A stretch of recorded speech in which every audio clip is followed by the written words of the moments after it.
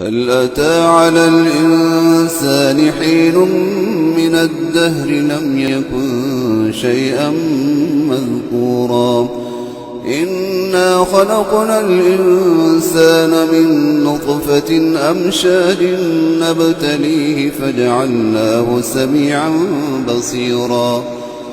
إنا هديناه السبيل إما شاكرا وإما كفورا إنا أعتدنا للكافرين سلاسل وأغلالا وسعيرا إن الأبرار يشربون من كأس كان مزاجها كافورا عينا يشرب بها عباد الله يفجرونها تفجيرا يوفون بالنذر ويخافون يوما كان شره مستطيرا ويطعمون الطعام على حبه مسكينا ويتيما وأسيرا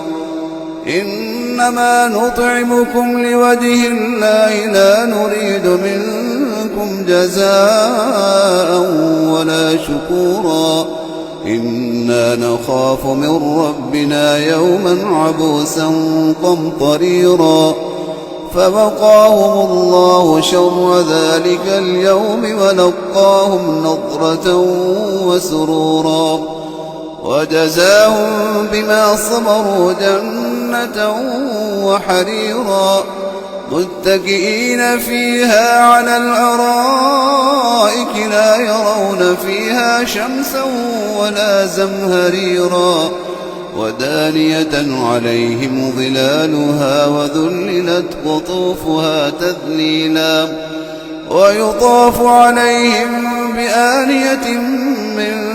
فضة وأكواب كانت قوارير من فضة قدروها تقديرا ويسقون فيها كأسا كان مزاجها زنجبيلا عينا فيها تسمى سلسبيلا ويطوف عليهم ولدان مخلدون إذا رأيتهم حسبتهم لؤلؤا منثورا وإذا رأيت ثم رأيت نعيما وملكا كبيرا عاليهم ثياب سندس خضر واستبرق وحلوا أساور من فضة وسقاهم ربهم شرابا طهورا إن هذا كان لكم جزاء وكان سعيكم مشكورا إنا نحن نزلنا عليك القرآن تنزيلا فاصبر لحكم ربك ولا تطع منهم آثما أو كفورا واذكر اسم ربك بكرة وأصيلا ومن الليل فاسجد له وسبحه ليلا